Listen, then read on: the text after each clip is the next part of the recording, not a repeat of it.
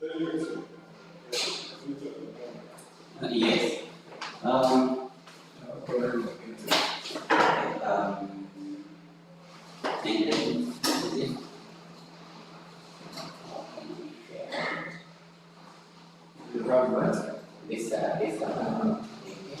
and then this just the copy. Later, it sends this to my email. You can use your email to send it. Just use the same email. Okay. Yeah, then I'll share it. Yes, yes.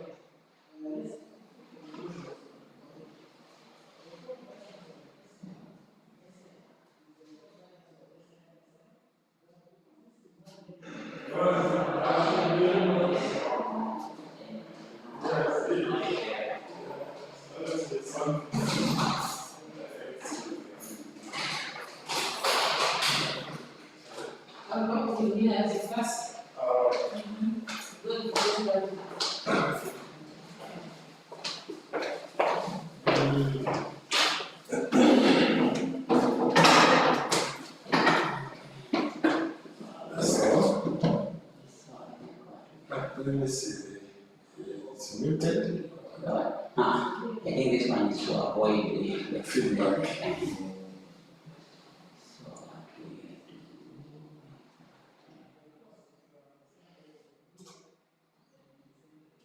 do is cancel. You ended it. And It's still okay. close that.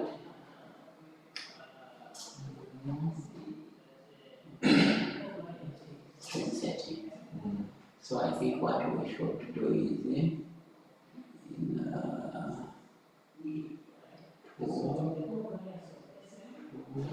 Try this one. You can try it. Are you able to try this on your laptop? no, this is I think what I call. No, you got this one. Oh, Yeah. okay. So just get your laptop, you try to plug in that instead of waiting for emailing. And I do this. you can open it here. No, if I open on my laptop, it is opening in my account. Oh, I see. So I think we'll be quick. I've opened that. So meaning I have to go and open on the laptop. No, I can even open it from here so that we see how it is. It is.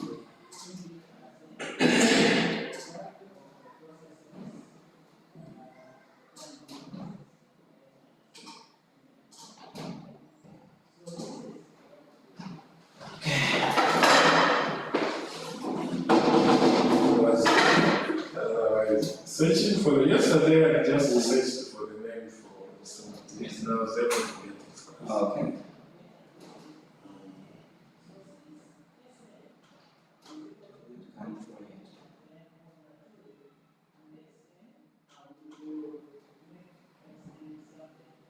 Oh, I've gotten all that.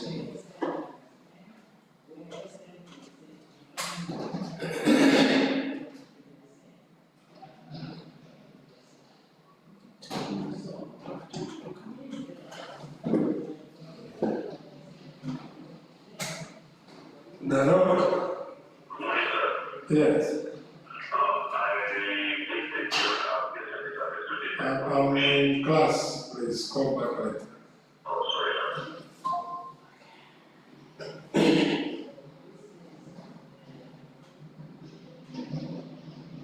These people, I think you just wait For them to open. I think that is our way. Okay.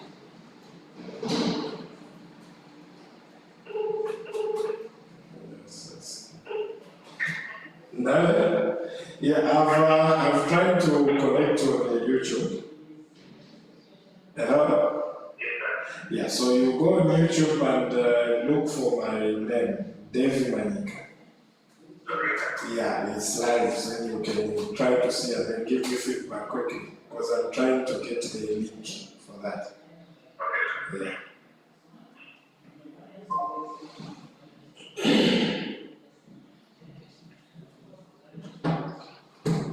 It's not coming. That's the problem because the name only it's this one. Okay, so there are other serious issues that are coming. I could say the service. No, this was glitching. Okay. Okay. The solution is Very serious. No, this is.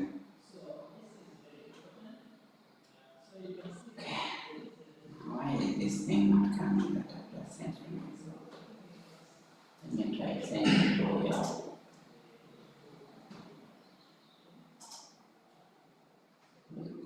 you. We did this one? yeah, that's the one we got.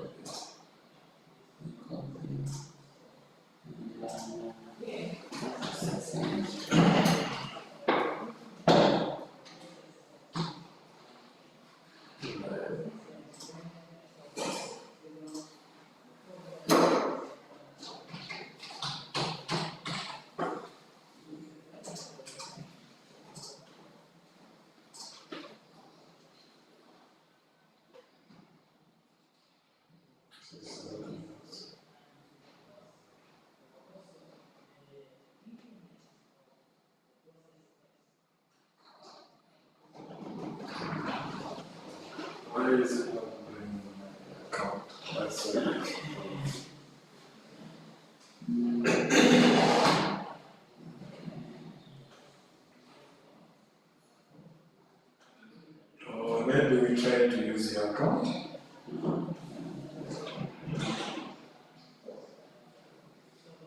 For me, I believe that just the you not the him who got a wrong idea.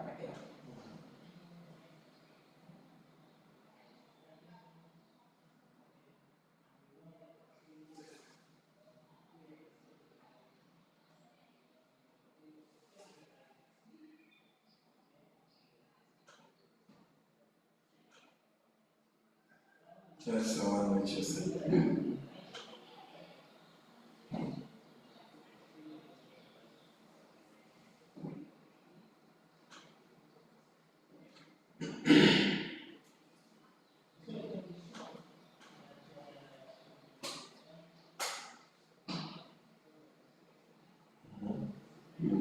Sorry, this one.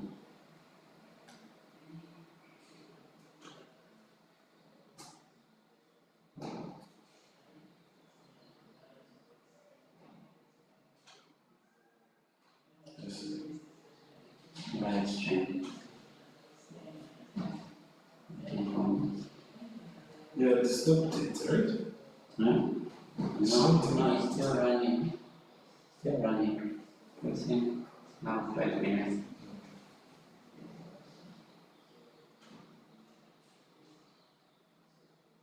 What is this? I think the easiest way is some easiest way that I really is coming differently here.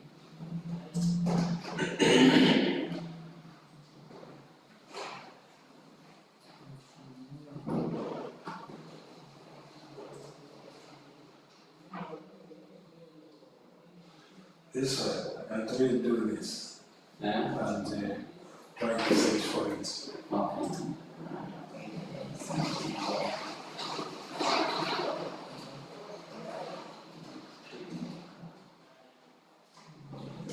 Try it. Let me try it. It's already powerful. I gotta say. Yes, don't go. You know. Yeah. This thing now, so we are just going to. It can even edit a Zoom video. And now you need to video editor for that. Or video editor for that. Just try this, the title. Push it in YouTube. I think it will pick. It may pick something. Now that one is like, it looks like it's for the studio, for this year, you don't know this music. It looks like it's for the studio, for this year, you don't know this music. It's just searching. It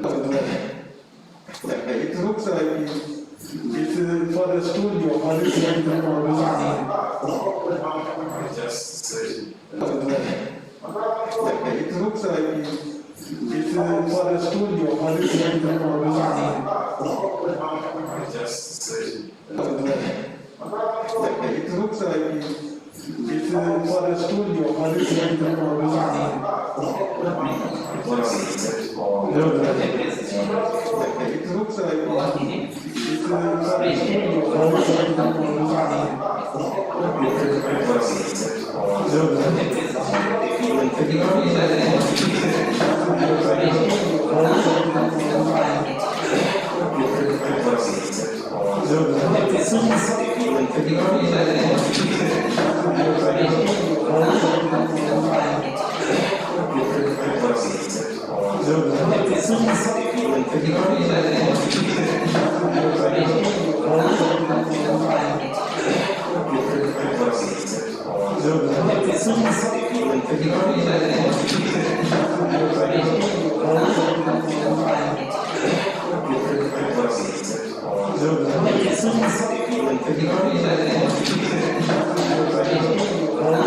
for the studio, for this year, you don't know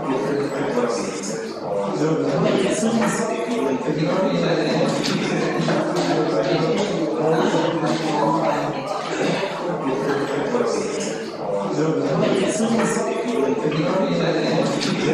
say you just say Davy Manyika live stream and Google to come. Yes. You say just say Davy Manyika live stream and Google to come. Yeah, you say I've sent you something. Yes. You say just say Davy Manyika live stream and Google to come. Yeah, you say I've sent you something. Yes. You say just say Davy Manyika live stream and Google to come. Yeah, you say I've sent you something. Yes. You say just say Davy Manyika live stream and Google to come. Yeah, you say I've sent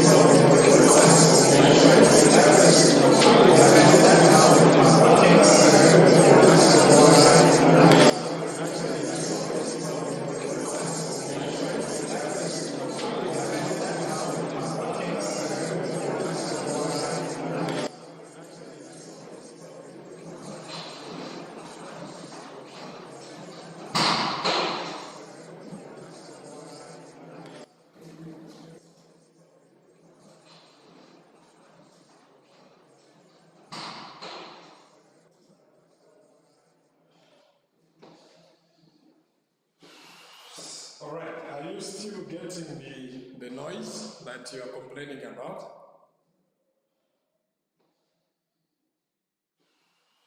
All right, are you still getting the noise that you are complaining about?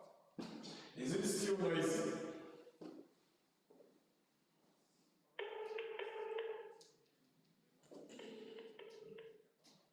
Hello, I'm saying, is it still noisy? You can get me well. Okay, that's fine. If you can get me well, please type yes. I've tried to reduce on the echo. You can get me well. All right. Okay, that's fine. If you can get me well, please type yes. I've tried to reduce on the echo.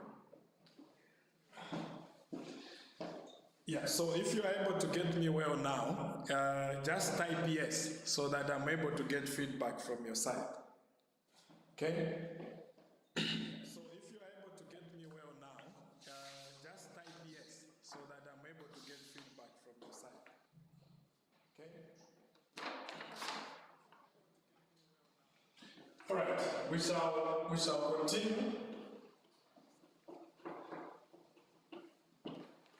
Like I mentioned, I'll start from where I stopped. So we have this coordinate system, like I've mentioned, it actually helps us to describe describe some of the problems that we have in mathematics and physics. So, for example, if you want to, you remember very well in first year, if you have a particle that is maybe seated at the corner in a room, how do you get its position from the three dimensions, for example, x, y, and z? Then as you go on with this x, y, and z, you realize that actually the x coordinate, you find that the x coordinate, the y coordinate, and z coordinate, which is what we know as that. This is z, this is x, that is y. So if we have, for example, a particle p, which is here at the point P. So it means that this P is actually defined, its position is defined as x1, x2, and z2, like that. Now, in an event that you have another particle, for example, it is at this point, which is our particle Q, it means that at this point, this is defined as x2, y2, and z2 in that way. This means that we are able to locate, using this coordinate system, we are able to describe or locate the point where we can find this particular particle P. In other words, the x1 describes the displacement in the x direction, and the x2, the y2, sorry, this must be y2, and the y2, the y1, this is y1, z1, and the y2 describes how much this particle has moved from the origin, which is our O, in the y direction, and the z is the displacement in the what? In the z direction. So this is all about the coordinate system, but there are so many things that we need to look at under the coordinate system. For example,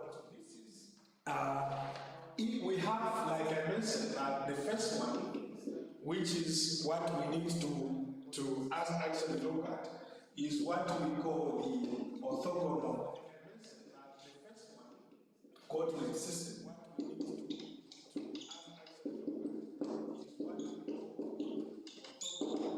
All right, so this is what I would say. That's where you have a little bit of some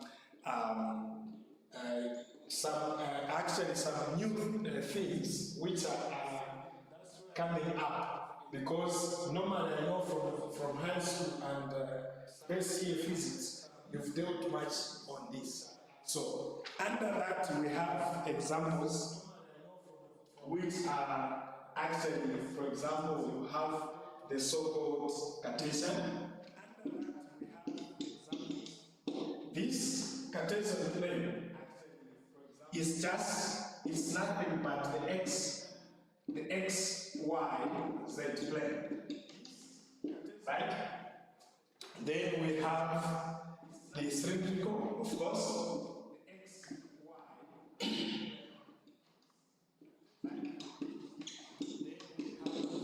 Then we also have what is called the spherical coordinates. There are so many of them, you can see from your notes that we have a lot of examples that have been given there. So this is one type, which are orthogonal coordinate system. The other type is what is called the non-orthogonal. So this is one type, which are orthogonal coordinate system. The other type is what is called the non-orthogonal. So this is another type. So the difference that you need to note is this. In this kind of a scenario, which is orthogonal coordinate system, what we see is that these coordinates under Cartesian, cylindrical, spherical, whatever mentioned in the examples, what we note is that the coordinates actually meet at 90 degrees, like that. That is the difference. And if I ask you to say what is the difference between the orthogonal coordinate system and the non-orthogonal coordinate system. Basically what you mentioned is that in orthogonal coordinate system, the coordinates actually meet at 90 degrees, whilst in the non-orthogonal coordinate system, these do not meet at 90 degrees. All right. In the non-orthogonal coordinate system, these do not meet at 90 degrees. All right.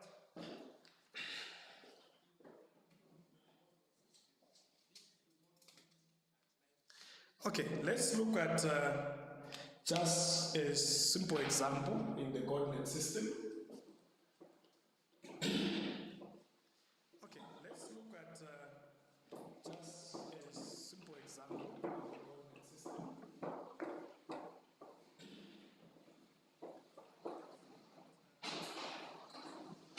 All right, if we say, as an example, which is on in your notes, of course, we just want to have a description. We say, as an example, which is on so we are saying, let P be any point.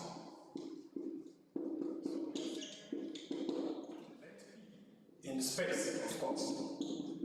So, how do we show that this P is actually a point in space?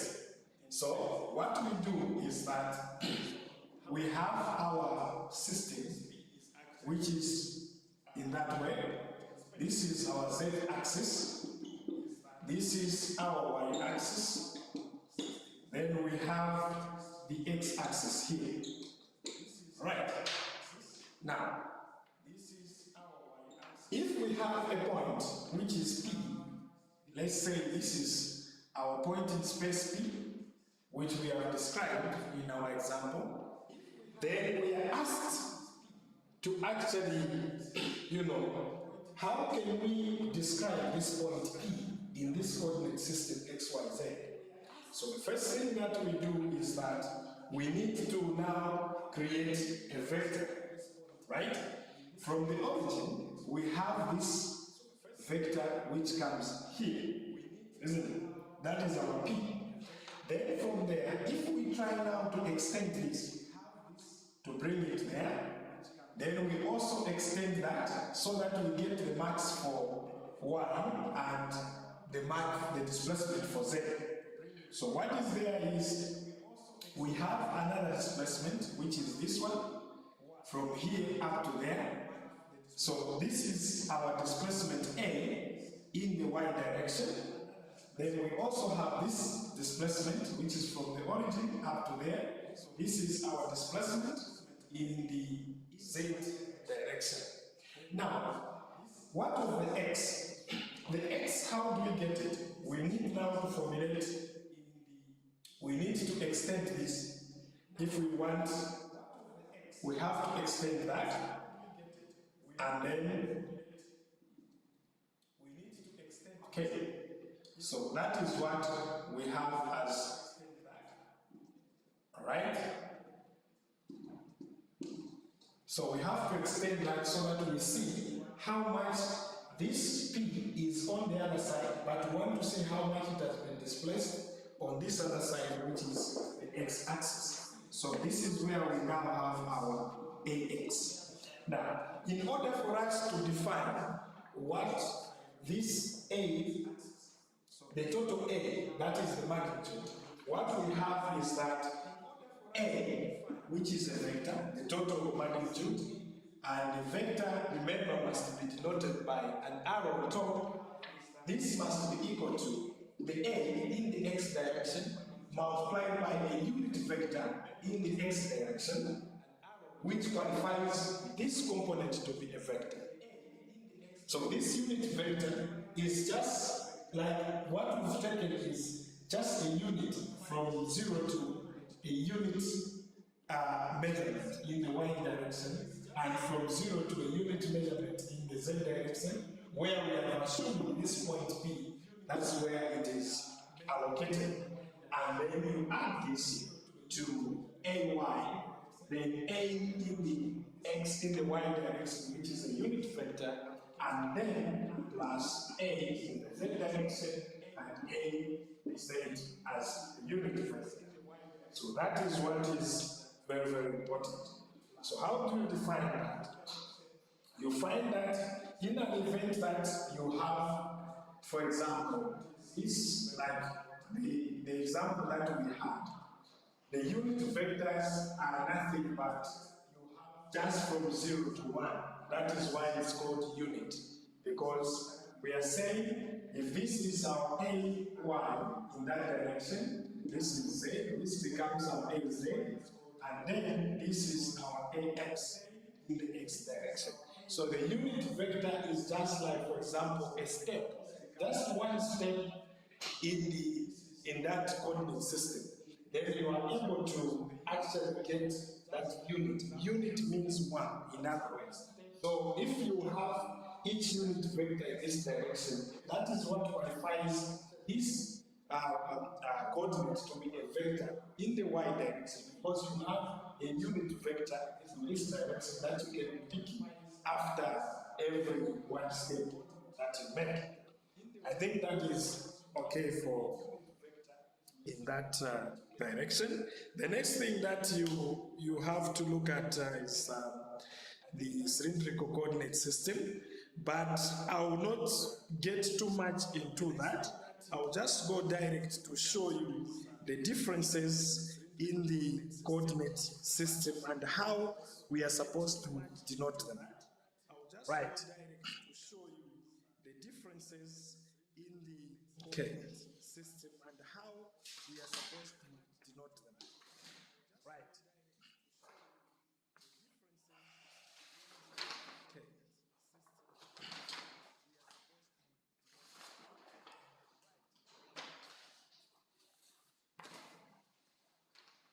Okay.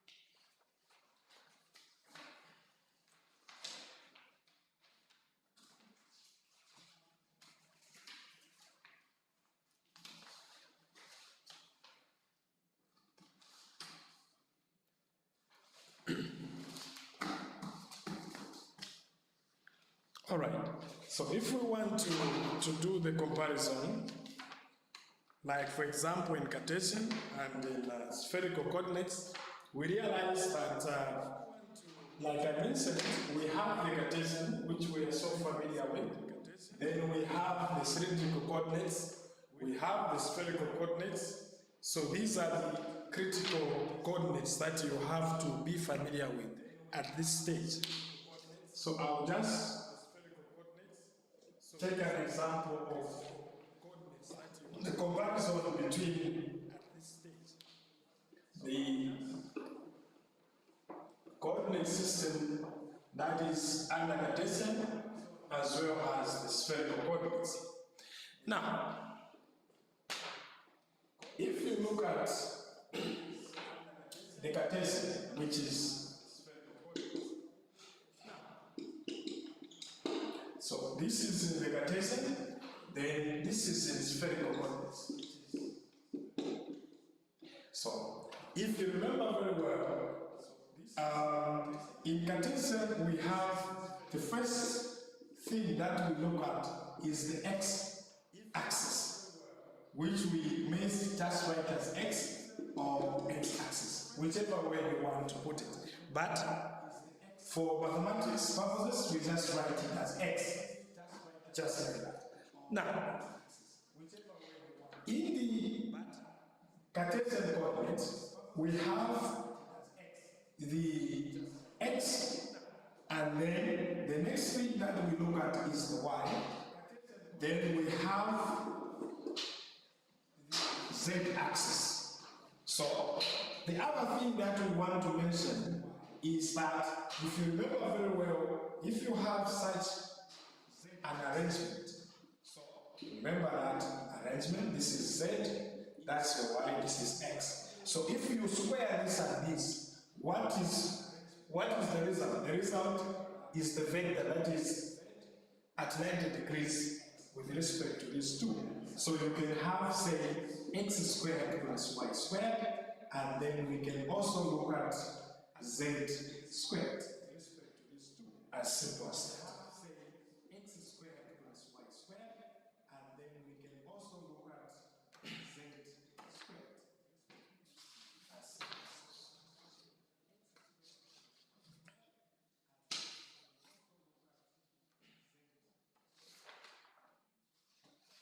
All right.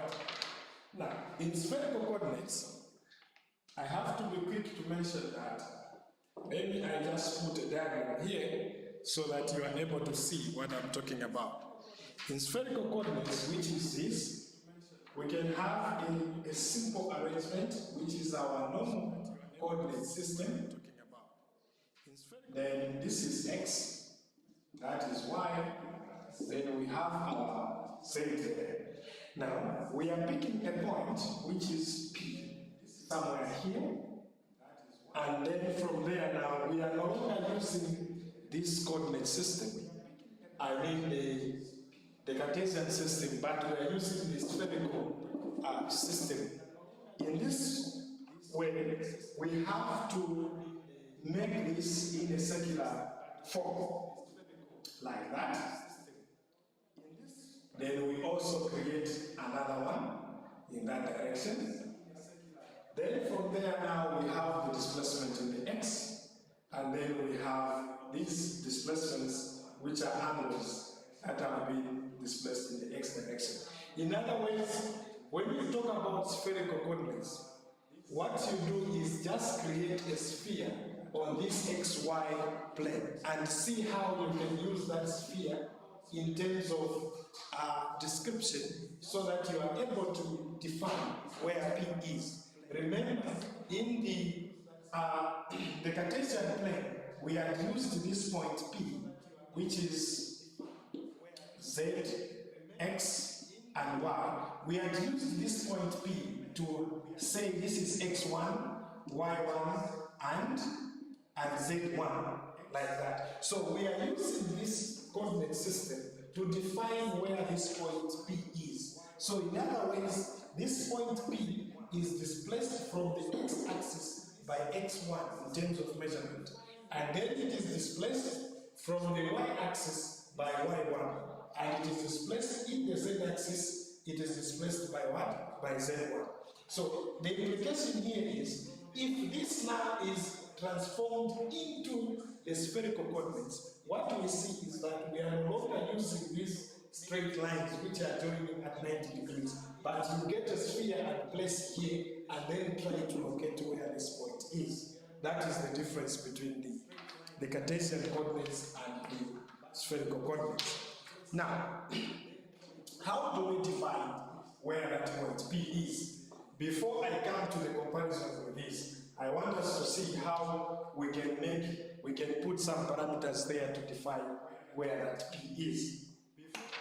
So in other words, if we have a point P here, we create a sphere, then what we have is that we have this angle here, which we are calling theta, then that is our y, x, and z. Then of course, from here now, we'll have some unit vectors, which are meeting at 90 degrees. Of course, this becomes our A. Our A unit vector A, which is with respect to theta. Then in this direction, you can see that this is moving in this direction. This is the angle which is moving in the other direction, which is in line with this unit vector. That's why we are calling AQ here. Then this angle phi, which is this one, it is moving in this direction, so the unit vector is in that direction, and this must meet at 90 degrees. So meaning here we have a unit vector A, which is in the phi direction.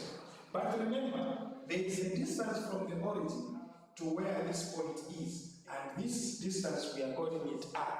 So the unit vector that is in that direction now becomes A of R, as simple as that. Now you have this arrangement, which is, this is our point P, then you have that as a unit vector of A phi, then you have this, which is your unit vector A theta, then you have that, which is now your unit vector in the direction of R. This is the description that we have in the spherical coordinates. Now, straight away we come to how we can now define these coordinates x, y, z in the spherical point of view. All right. So what we have is that if we define this x in this direction, we are no longer defining it in terms of just the distance that has been covered by that, just the displacement from in the x direction. No, we have to define it. First of all, we know that from the origin to where this point P is, we have that distance which is r. Then after that, we also need to know now to say at what angle is this point is with respect to the x coordinate. So we have actually two angles. There is this phi, which is this direction. Then there is the theta, which is in this other direction. So we have to define now the displacement in the x direction in terms of angle theta as well as the phi. That is with respect to r, which is the distance from the origin to where the point P is. So in terms of x, what do we have is that x in spherical coordinates now becomes r, which is actually the distance from the origin to that point. This we have to multiply it by the sine and theta, which is this, in up to where that point is. And then we have to multiply this by the cosine of phi. That is how x changes from the Cartesian coordinate to the spherical coordinate, given an example that P is falling in this area. If P was in this other area, we don't need to have this. It will change again depending on the angles and the coordinates that you use. Now, what of y in that example? Y becomes r, then we have the sine of theta multiplied by the sine of phi. In other words, these we get them from the simple principles that you did in first year, which I cannot actually go back to, where you were trying to break the vectors, where you have the x component, the y components, and all. This is what we are doing here, as simple as that. Now, then straight away, because you can see that in the z direction, we only have one angle, which is this. There is no displacement in phi, or this angle phi does not contribute on the z direction. This phi and this theta only contribute in x as well as the y direction. So meaning z is actually gives us r multiplied by the cosine of theta, just like that. So from here, if x is equal to this, right, and y is equal to this, what is x squared plus y squared? So straight away, you square this and square that, then you add it. And you realize that what you get is actually r squared sine squared theta. You can easily prove that. And then last aspect is just to square that. Of course, you have r squared cosine squared theta. If you square this saved here, then you're done. I think basically that's what is there. Alright, then we want to define these components now. There's r, there's theta, there's phi. How do we define them in relation to coordinate system? I think that is straightforward from the next point. How do we define them in relation of your notes? I think that is straightforward.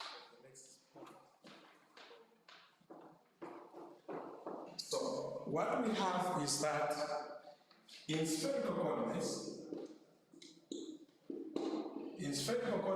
we have r, which is the distance from the origin to where that point is. That is number 1. Number 2, we have the theta, which is the displacement in the x direction. Then we have the phi, which is actually the displacement between y and x. This theta is between z and this plane xy. Then this is between this x and y. That is what you do.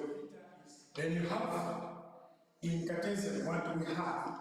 This is between x and y. So if in an event that this r, if you look at it from here, what we are seeing is that we have this. Let me just put it here so that you are able to see clearly from that end. If we have this as our point P, this r is nothing but this distance from this origin, which is O, to where this point is. And then from there now we want to see how can we define this r in terms of x, y, and z. So immediately what you do is that you have this arrangement, isn't it? You have it. So if you connect those arrangements, you have those points there. You connect them nicely. Then we want now to shift from the spherical kind of definition to the Cartesian. We want to shift how we define this r, not in the spherical coordinate but in Cartesian coordinate. So immediately what you see from here, just from your simple Pythagorean theorem, what you see from here is that this r is nothing but x squared plus y squared plus z squared, then the square root. Because from here, you know that r squared is equal to x squared plus y squared plus z squared. So meaning r is the square root of those components that we've mentioned. So this is your number 1. Then number 2, which is your theta. Immediately what you see is that the theta becomes the cosine inverse of z over x, which is nothing but the cosine inverse of z over x squared plus y squared plus z squared. This is x over r. So we have that arrangement there. This is our x. So meaning this is z over r, which is the cosine inverse, that is theta. In other words, if you get this, where this is coming from, is just you have your origin, which is this one.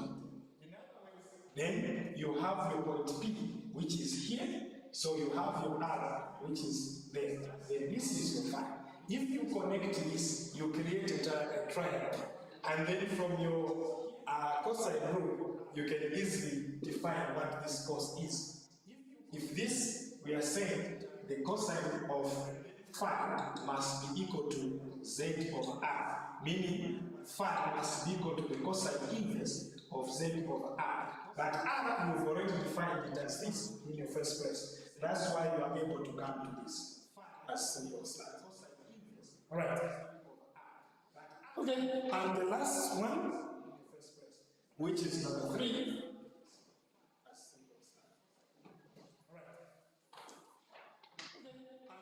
Last part, which is the phi. This gives us the tan inverse. Tan inverse of y over z. This is straightforward. All right. So I think that is basically what I can mention under the coordinate system.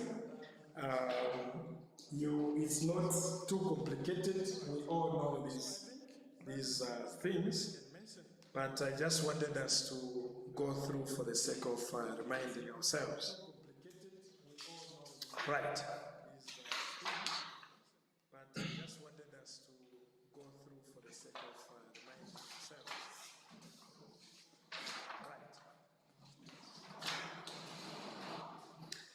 Okay, so straight away we can look at chapter 2, which is, we can remind ourselves of the line integrals, but this is still not our interest, but it's very important that, because this is now what makes the basis of this course, chapter 2, which talks about the line integral.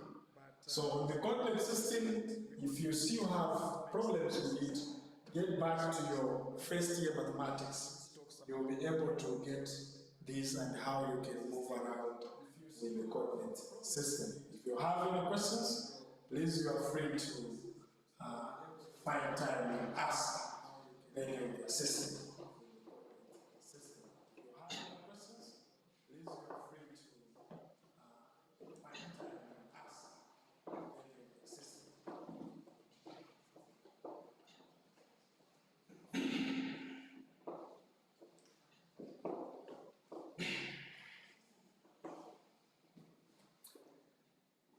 All right.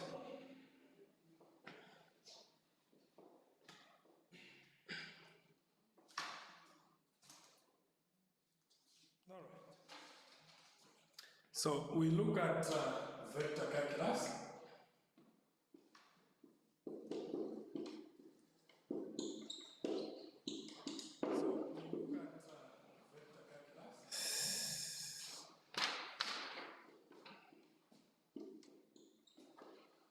All right. The first thing that we want to look at, which is one, is what is called the line integral. All right. The first thing that we want to. So you've done integration before. You've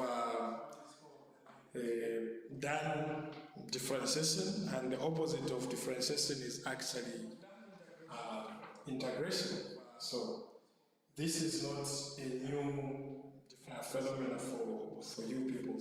No. All right. So let's look at an example, which is straight in your notes. We just want to explain it in details. So we actually consider a path integral that is from P to Q. In other words, we have. This is our point Q, then we have P here, P to Q. So we want to consider this path integral. This is our point. Now, what do we do? In order for us to find the path integral from Q to P, we have to actually, make these small divisions.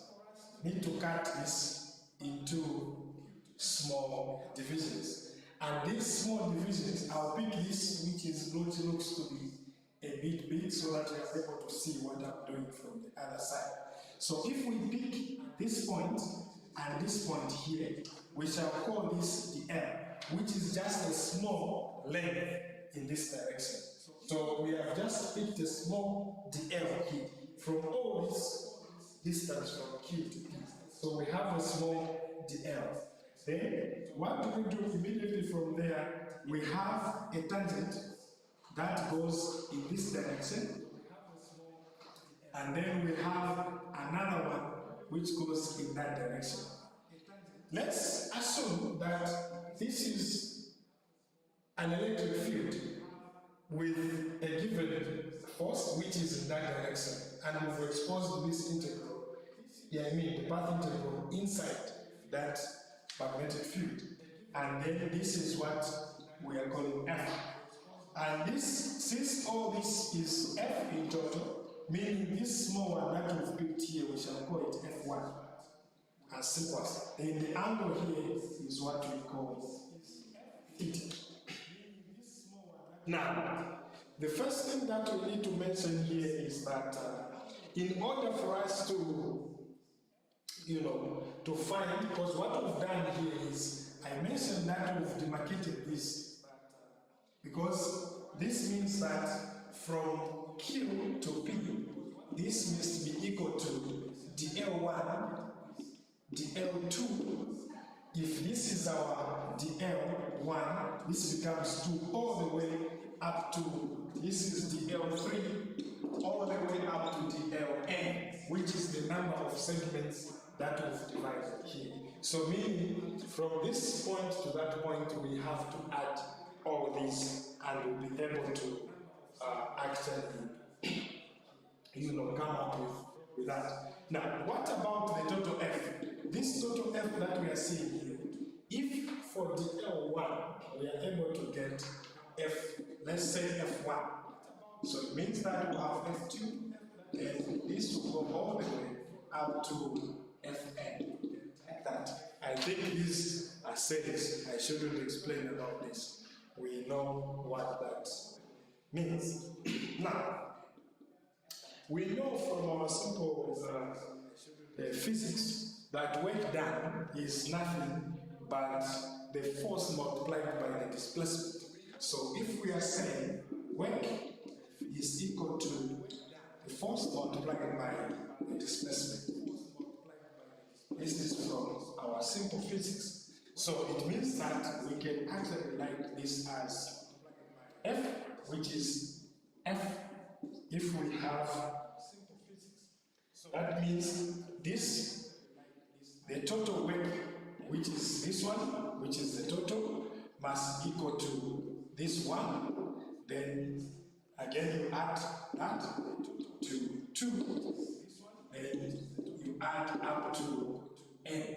So it means that this gives us F1 DL1 plus F2 L2 plus all the way up to Fn dl n. This is what we're trying to say. Alright. Then, having said that, how do we now come back to our line integral? So the line integral is just the work done multiplied by the displacement. So that is the work done, which is actually the force multiplied by the displacement. That gives us the line integral. So how do we come back to that? So simply what we have from what we've written down there is that we have work done, which is our total work, which must be equal to F, which is the total, and this F is this one here. This is the F we're talking about. This must be multiplied by L. So this is a small segment from our diagram. So meaning that this work done must be equal to the integral of F to L in that way. Where we are moving now from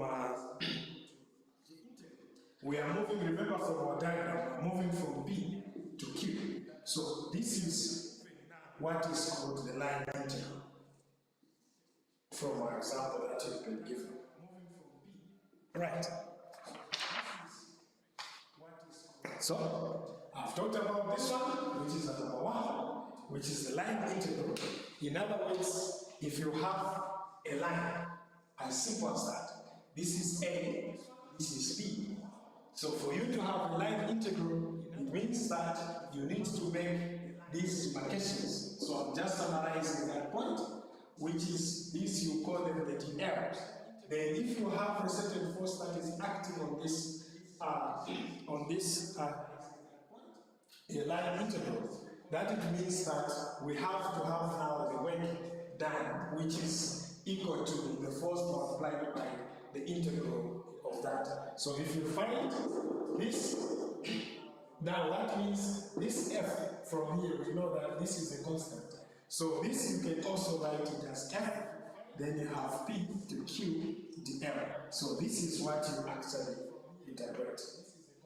The next thing is what is called the surface integral. We've looked at the line, now we're coming to the surface integral. This is what you actually interpret. The next thing is what is called the surface integral. We've looked at the line, now we're coming to the surface integral.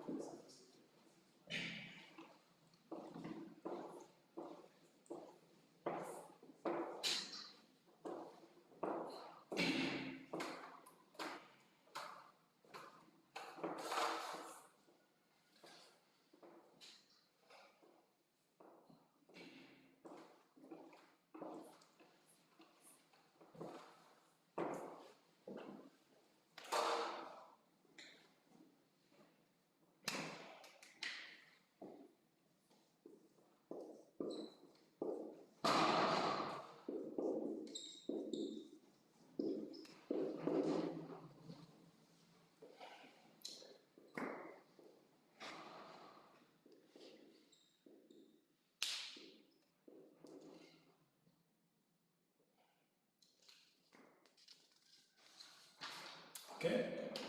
For the surface integral, let's look at this example. So we are saying, let us consider, let's look at this example. So that is a surface, let us consider, placed on a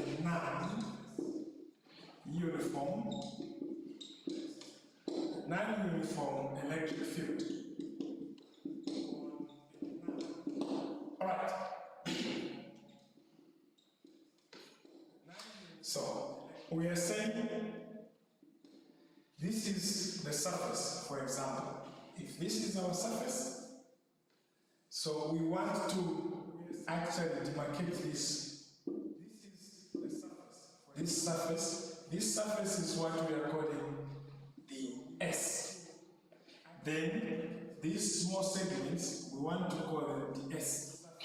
So we actually demarcate that such that S now becomes the S1, the S2, like we were doing in the other example, up to the Sn, as simple as that.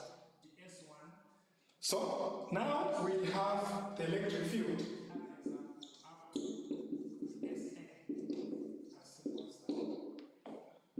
So the electric field at these areas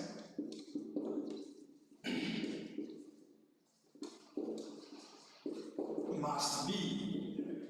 So if, for example, this surface is exposed to an electric field which is called E, so it means that on each small segment we must have E1, then E2, all the way up to En, which is the number of segments that will divided on the surface.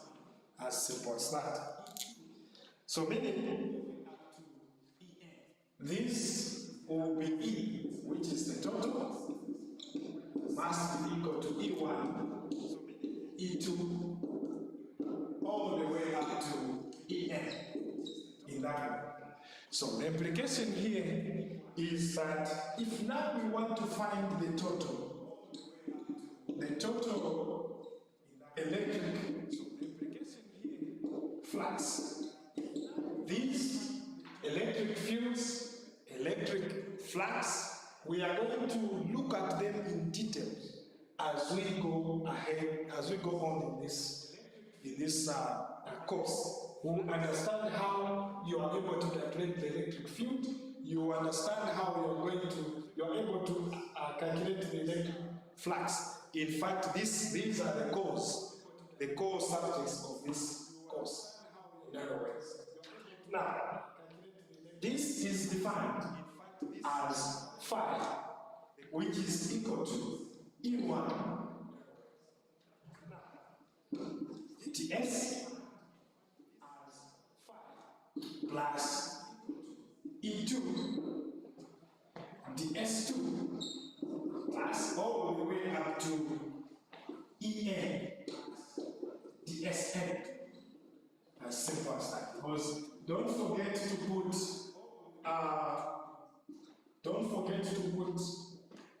this displacement has both magnitude and direction, so don't forget to put an arrow on top of this S.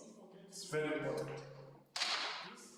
Alright, so if now the implication that we have here is that this implies that this phi is nothing but the total summation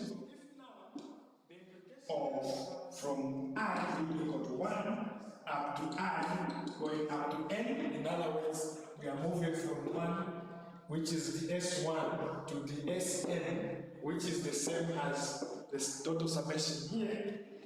That gives us E, which is the S1 to the Sn, which is the same as, which is total summation here, the S. Like that. So as simple as that. So, we have done the line integral, we have done the surface integral, now we want to look at the volume integral. Alright. We have done the surface integral, now we want to look at the volume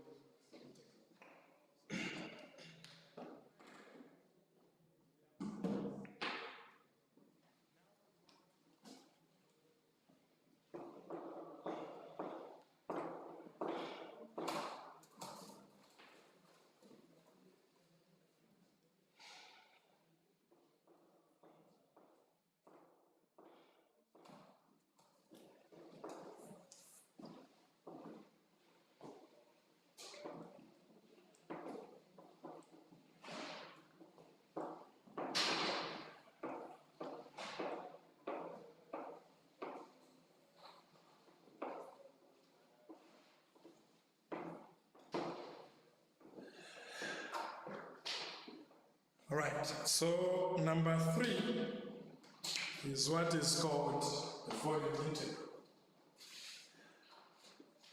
All right, so number 3 is what is called the volume integral. Remember when we started, we looked at, first of all, a line which was just from A to B. Then, of course, we had used Q and P. Shouldn't change that. Then we're just from looking at the surface, which we had that arrangement, and we had demarcated those things in terms of the S, and then this was exposed to an electric field E. Then now we want to look at the volume. Remember, this, what we have defined is that this, you remember that the work done was equal to the integral of F from P to Q into the N. So this is the what we're integrating, which is the length. Here, what we see is that the flux, the total flux is actually being given by the total summation from I to 1 I going to N of E, which is the electric field, multiplied by the ds. So this is the displacement. Now we want to see what this is going to give us. Okay? So this is the displacement. All right. What this is going to give us. Okay? All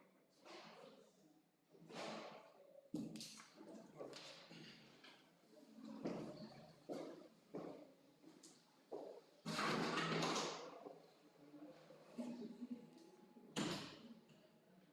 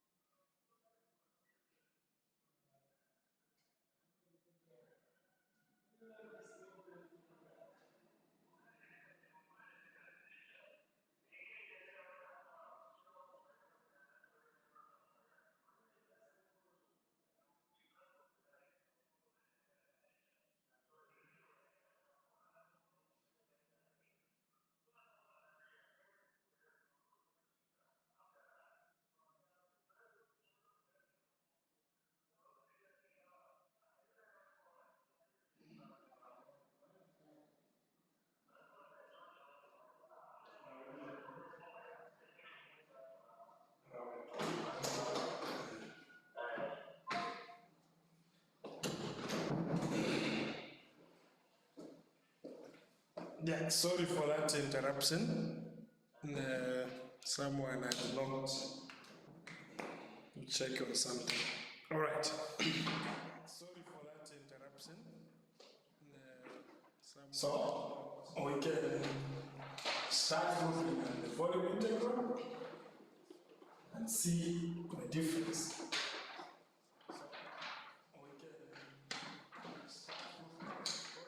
Now,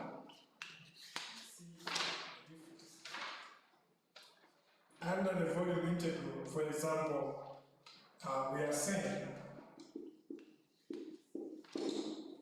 let this is rho be equal to the density of the object. This is right. Then that means dV must be equal to the differential volume.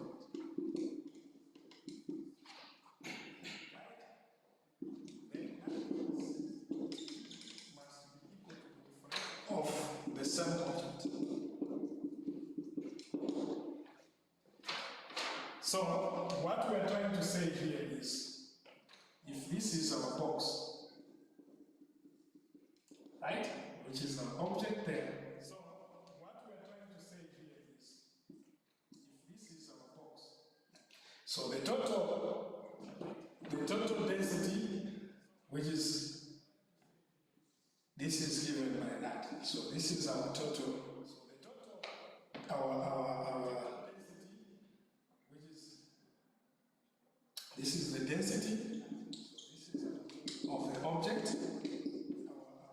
Now, if we want to start cutting small boxes here, we cut this into small boxes. It means that this small box, its volume is what we are calling dV, like we're doing on the other side. Now, so meaning the total mass, we know that mass is actually equal to the density multiplied by volume. So the total mass must be equal to m, which is equal to the integral of the volume, which is this, into rho dV. So that is what we get from there. Okay.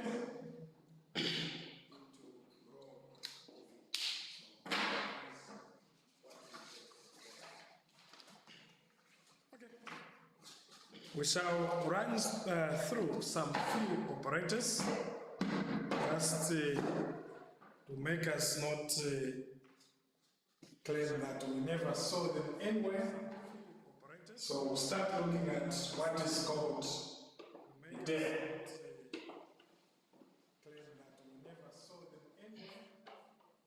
So we'll start looking at what is called the day.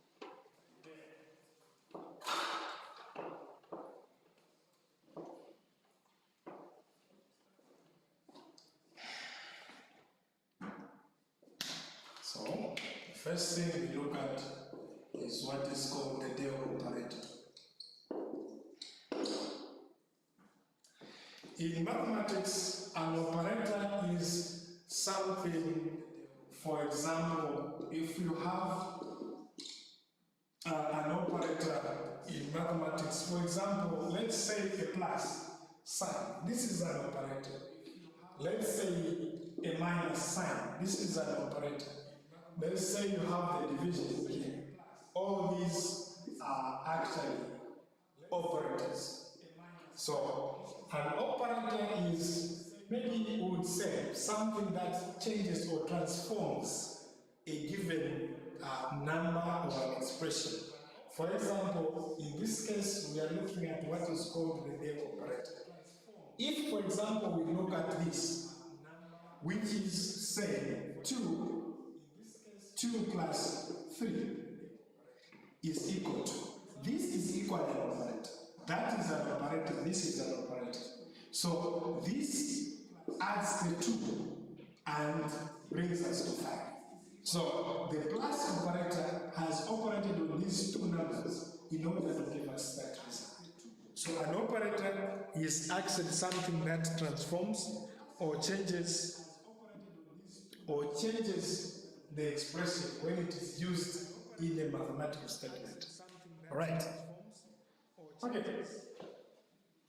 Or changes the expression when it is used in a mathematical statement. Right. Okay. Right? And then the del operator, which I know most of you have seen it before, but you are yet to do it in mathematics, of course. This symbol, you've seen it in maths before. That is what is called the del. So the first thing we need to mention is that this del actually is a vector. That is the first thing you should actually know. So we have to look at it from the Cartesian